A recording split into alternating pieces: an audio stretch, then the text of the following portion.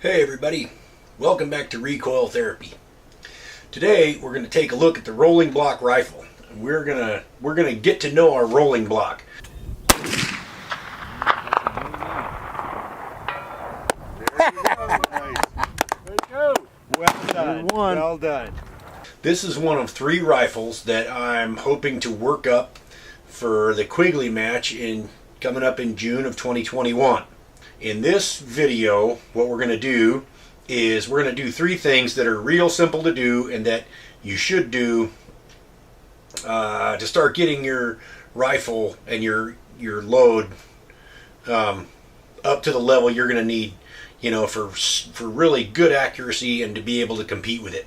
What we're going to do is we're going to slug the bore on this rifle, and we're going to measure and get an accurate number so that we know how big our bullets should be sized to for best accuracy. We are going to find the null spot on the barrel, and we'll explain what that is. The last thing that we're going to do is we are going to determine what our optimum overall cartridge length should be. Okay, so to start our overview real quick here, we're at the front sight. This is a globe sight. It's made by Jim Kelly. I'm hoping you can see it a little bit. It's his sights are color case hardened. They're just gorgeous. I love Kelly sights.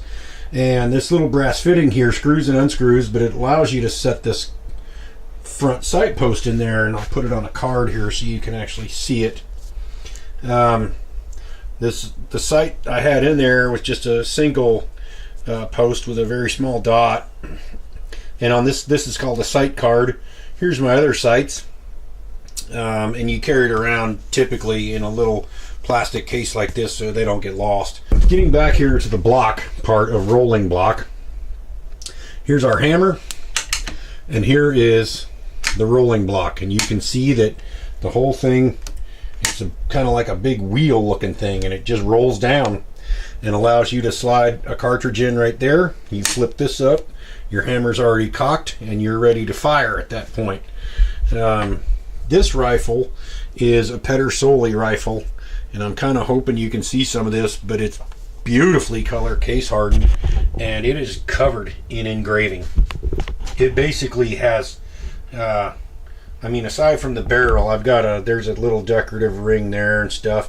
The other thing I like about this barrel is the half round, half octagon. I really like that profile. The receiver is basically 100% covered in engraving. I really like it. Here's my rear Kelly sight. Now this little guy here, this is for the storage of the rifle, so that I can fold my sight down like so, and it doesn't touch the wood because I don't want my stock getting any more nicked up than it already might be. This sight has a Hadley eye cup, and what I mean by that, here's another Kelly sight right here. What I mean by Hadley eye cup is you can see this little guy right here. Well, there's a hole in the middle of the sight, obviously, that you look through, and you can move this guy back and forth and pick a bigger aperture right here to look through, or you can crank it all the way down over to number 5 and get a really tiny aperture to look through just by moving it just like that onto these little detent spots, and that's the center piece you look through right there. As we just keep looking on here, this rifle has some really nice wood grain to it. It's basically, I love this thing. It's got a little silver cap right there, silver or pewter or whatever. This was my first single shot 45-70 that I got myself, and I've been very impressed with it. It's a very accurate rifle. So let's get on to the slugging the bore. Okay, so to slug a bore, what we need is a soft lead round ball. I've got these black powder balls here from Hornady. You can also use a fishing weight like an egg sinker. Just have to have the right size. It has to be bigger than the bore diameter. And so then what you do is you take a soft hammer like this brass hammer. Do not use a steel hammer. No, no, and no. No steel hammers. Nothing that's going to mark up the crown of the muzzle here. But basically, you just start tapping, and you're going to tap that round ball into the barrel, and you're forcing. What you're doing is you're forcing it to take on the diameter of the barrel. Now when I get down here pretty flat, I'm starting to get pretty flat there, I stop hitting even with the brass because I'm just paranoid about my muzzle crown, and I take a piece of 3/8 oak dowel. You get these at Home Depot, oak dowels, and if you're going to be involved in this kind of stuff, you probably better buy several of them. I know I do. But now we're going to keep on tapping.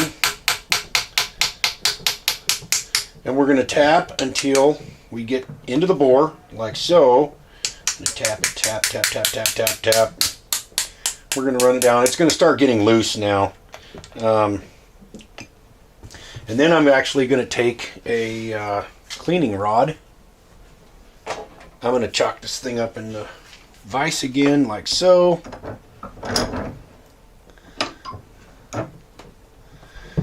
And cock the hammer. And then I'll run the cleaning rod down, and all I'm doing is just pushing this thing down the bore. It's loose now. I don't want it falling on the ground or anything, so I'm making sure to catch it, because I want the cleanest bore slug I can get. And there it is. Okay, so now we have a slug of our bore. First off, there's a lot of different measuring tools. This is a Frankfurt Arsenal caliber. It's okay. But to do a measurement on something where I really need to have a good number, I'm going to use this. This is a Mitutoyo. It's a Dowel caliper, and this is accurate. So what that tells me is that I need to add a little bit, at least 1/1000th, for my bullet size, right? And so I'm going to see this number, and I'm going to say that I should size my bullets to .459 would be the correct size for the bullets going through that rifle. I currently have two sizing dies for my cast bullets. There I have a .459 and a .460. So I have a sizing die for this, and that's good news. So we're going to put this bad boy away. We know our bore size that we need, our bullet size, and we're happy with that. Okay, so the next thing I told you we were going to have fun with here is finding the null point. So you can you can have a variety of different things. But basically, you're listening to the bore.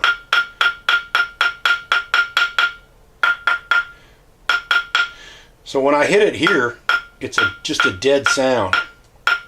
I'm hoping you guys can catch on this. As I go away from it, I get the sound of the wood, plus I get this bass string-like vibration. This thing is kind of like a big old string, or a big old guitar string.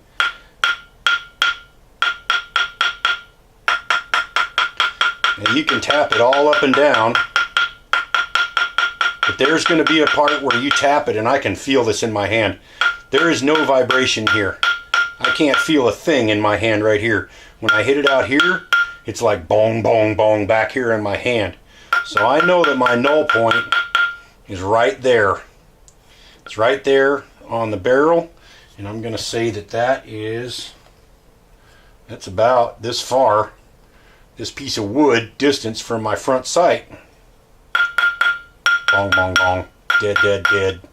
Yep, it's right there. And I'm going to put a piece of tape right there to mark it, so that I have a quick visual reference and I always know where it is.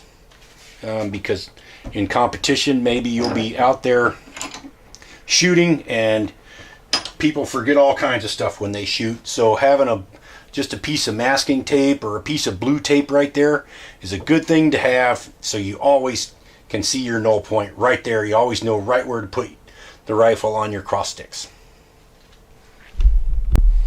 Okay, so what we're going to do now is figure out our cartridge overall length, and that is the distance from the tip of the bullet to the base of the piece of brass. So it's going to sit down in there. Now, most people would simply seat the bullet like this and call it good, but that's not what we're going to end up doing here. I can tell you that the bullet's going to be we'll probably have a full lube groove exposed by the time we're done.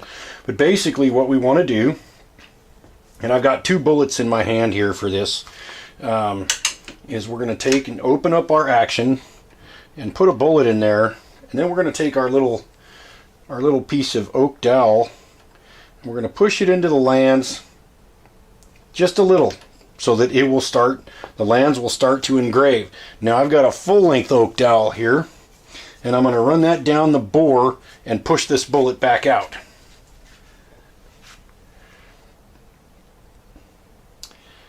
And sure enough, there's a couple of marks right there.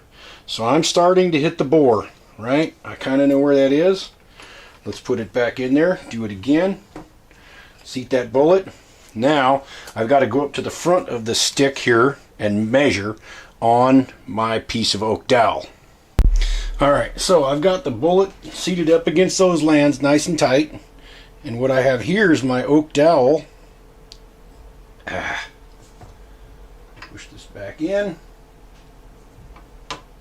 There we go. And I need to mark the oak dowel right now, right? Because I know where the front of the bullet is. And what I'm going to do is use a razor blade. And I'm going to hold it flat against the bore right there so that I get the most accurate mark I can. And I'm going to just kind of roll it. I'm looking to make the most exact mark that I can make. And we've got a nice little cut right there. Easy to see. So now what we do is we punch the bullet back out of the bore. Don't need that bullet anymore.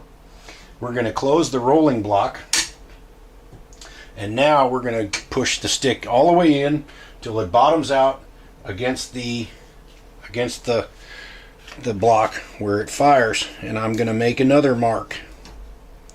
And this one, because I'm not sure where my first mark is on my piece of dowel, I'm going to cut all the way around the barrel.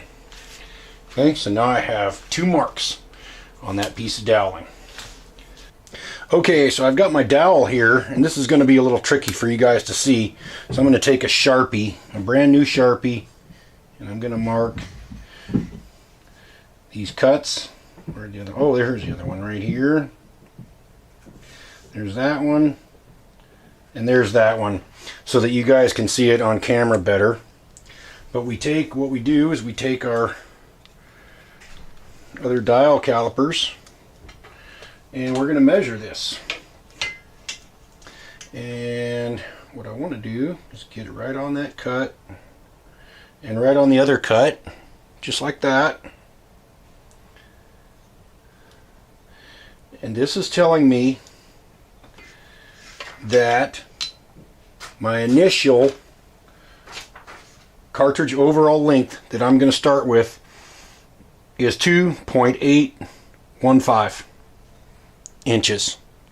Now I'm going to load a test batch on that overall length, and then once I'm sure about my powder charge and my velocity and stuff, I got a good idea where I'm at.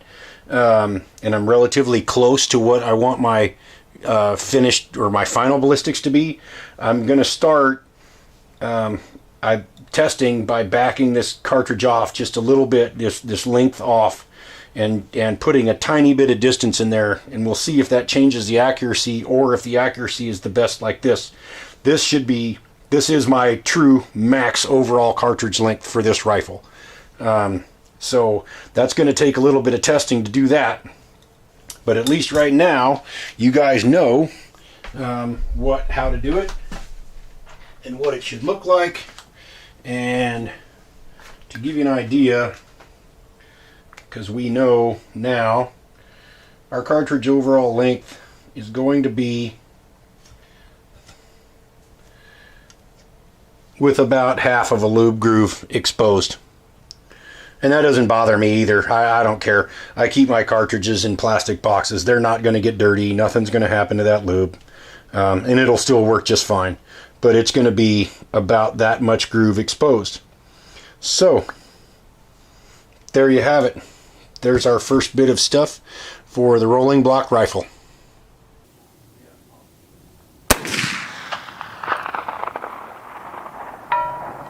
There's 3. 3 out of 5. About Nice 2 shooting. inches right at dead center. It's Not bad. 650 yards, folks.